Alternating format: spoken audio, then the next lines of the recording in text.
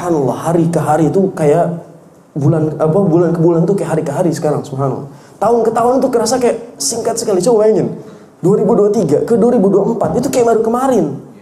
Ternyata Allah SWT pindahkan itu dengan sangat cepat. Subhanallah. Itu menandakan bahwa waktu di dunia itu sesingkat itu, sependek itu Allah SWT jadikan kehidupan kita. Dan gak terasa 2024 umur kita nambah lagi. Didoain lagi panjang umurnya, terus begitu setiap tahun. Setiap nambah usia kita dibilang panjang umurnya. Sampai ada di titik kita umurnya udah 155 tahun gitu ya. Pas ulang tahun didoain panjang umurnya juga, kita bekap semua mulutnya itu. Masih sampai kapan umur saya? Udah 155 tahun umur saya. Ya, gak ada habis dunia ini jemaah. Antum kejar mau mobil yang paling bagus, ada lagi mobil terbaru. Mau HP yang terbaru, ada lagi 15, 16, 17, 18, 19, 20. Beli 15, itu masih ada 20 bentar lagi. Itu menandakan bahwa dunia gak ada habisnya. Tapi kematian di depan kita. Fa innahu mulaqikum. Kita akan berjumpa dengan kematian. Dan Allah Subhanahu wa taala tampar kita dengan ayat. Ketika kita kabur dari kematian, kita kan tadi ngerasa kalau kita dikejar-kejar sama kematian. Allah SWT sebut dalam surat An-Nisa ayat 78. Kata Allah SWT, "Aina ma takunu yudrikumul maut walau kuntum fi burujim musyayyadah." Dimanapun kalian berada, maut akan menemukan kalian. Sekalipun kalian ngumpet di benteng paling kuat yang ada di dunia ini. Sekalipun kita ngumpet di tempat yang paling aman, kematian akan menemukan kita. Ini bodohnya adalah banyak orang-orang barat sekarang menyiapkan tempat untuk berlindung dari kiamat, berlindung dari kematian.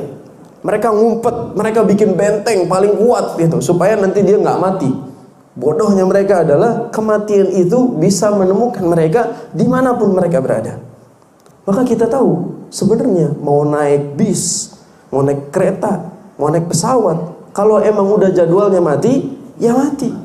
Kan ada orang pernah bilang, saya nggak mau naik pesawat. Kematian naik pesawat itu deket rasanya. Kematian naik pesawat itu cepat.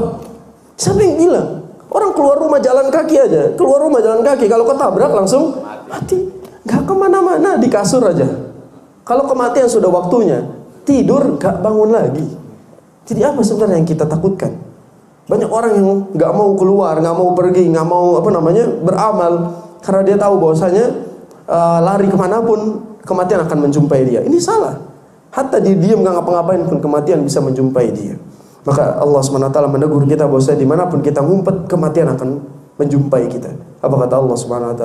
Kullu man 'alaiha fan. Kullu man 'alaiha fan. Setiap yang berjiwa di atas muka bumi ini fan, mati. Semua yang ada di atas muka bumi ini mati, tidak ada yang abadi satupun. Wa yabqa wajhu rabbika dzul jalali wal ikram. Yang tersisa hanyalah Allah Subhanahu wa taala, zat yang mulia. Maka tidak ada yang akan tersisa di atas muka bumi ini kecuali akan kembali kepada Allah Subhanahu wa taala.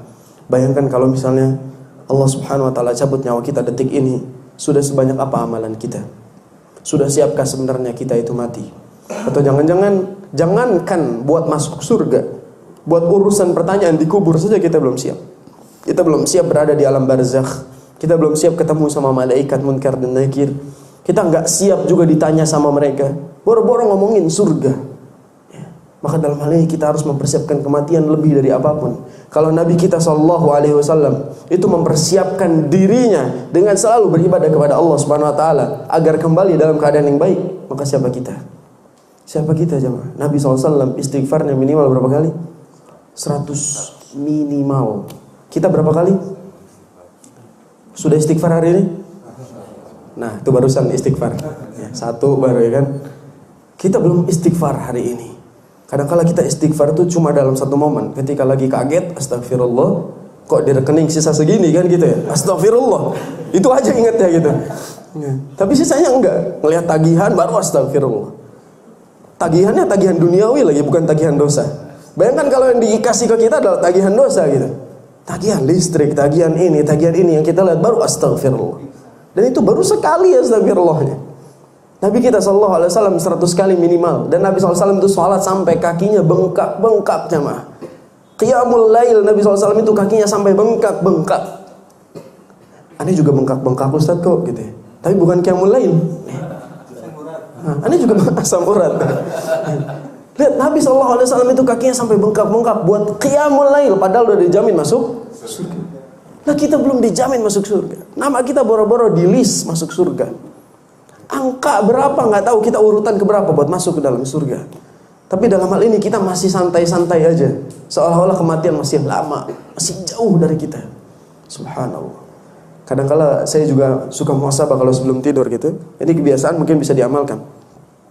Ketika sebelum tidur biasanya saya berhenti dulu sebentar, mikir hari ini saya ngelakuin apa, dosa apa yang sudah saya lakukan, apa yang harus saya rubah besok hari. Dan selesai dari itu semua, saya selalu bilang bahwa kalau ini saya waktunya sudah selesai, maka saya tutup sebelum saya tidur itu dengan syahadat. Itu kebiasaan saya, selalu baca ayat kursi, qul huwallah, qul a'udzu birabbil falaq, qul a'udzu birabbin nas. Terakhir saya tutup dengan syahadat. Saya syahadat, saya takut ketika saya tidur selesai urusannya, gak dibangunkan oleh Allah Subhanahu wa taala. Mungkin antum juga misalnya suami istri gitu ya, ketika mau tidur ucapkan kepada istrinya, maafin kalau saya banyak salahnya hari ini. Saya mungkin hari ini terlalu egois, saya malah tidur-tiduran di saat kamu beres-beresin rumah, saya gak bantuin kamu. Kamu lagi gak enak badan, saya bukannya bantuin, malah saya santai-santai, malah saya nyuruh bikinin kopi, saya nyuruh bikinin ini, bikin itu, padahal harusnya saya juga bantuin. Bilang, saya minta maaf, mungkin saya jadi suami yang tidak baik hari ini, semoga besok tidak terulang lagi. Tidur. Kalaupun meninggal, kita dalam keadaan sudah minta maaf dan sudah dimaafkan insya Allah. Bayangkan kalau suami istri itu tidur dalam keadaan sedang bertengkar, main punggung-punggungan jemaah. Ada yang semalam punggung-punggungan? Saya lagi Ustaz gitu. Dari semalam saya punggung-punggungan, bukan apa-apa gitu. Punggung-punggungan, marah-marah. Suami lagi marah, istrinya juga marah-marah. Tidur. Allah Subhanahu wa taala tidak bangunkan keduanya atau salah satunya. Suaminya yang Allah cabut nyawanya. Apa yang istrinya besok lakukan? Ya Allah, saya nyesel kemarin kenapa saya gini-gini, saya gini-gini, ya enggak?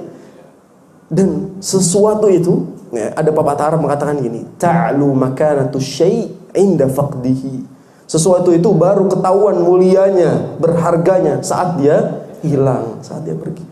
Pas ada diomel-omelin, kamu ini kerja gak benar gini-gini, pulang malam segala macam. Pas meninggal dibikin story, suamiku yang tercinta, aku menyesal selama ini. Kalau udah pergi seperti itu, begitu juga istrinya. Istrinya meninggal, suaminya juga sama seperti itu. Enggak ya, rata-rata suami gak gitu ya. Langsung nyari lagi yang lain ya. Astagfirullah. Tapi dalam ini sesuatu itu baru kelihatan berharganya saat sudah pergi.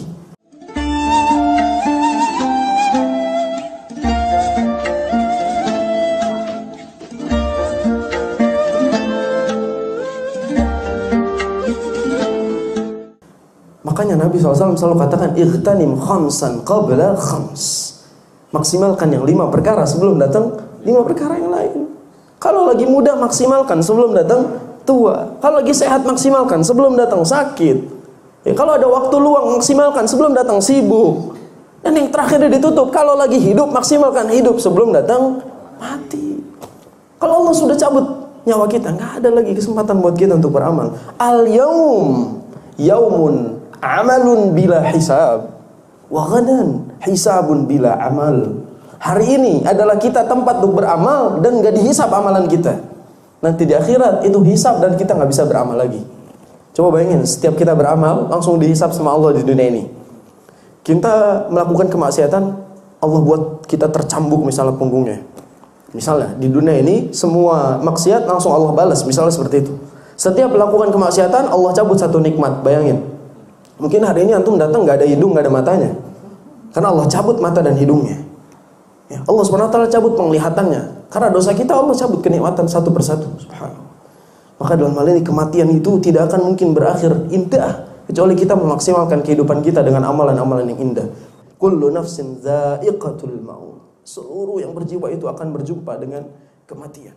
Seluruh yang bernyawa itu akan pulang kepada Allah SWT. Tidak melihat mana yang muda, mana yang tua, ya, mana yang taat, mana yang maksiat. Semuanya Allah SWT panggil.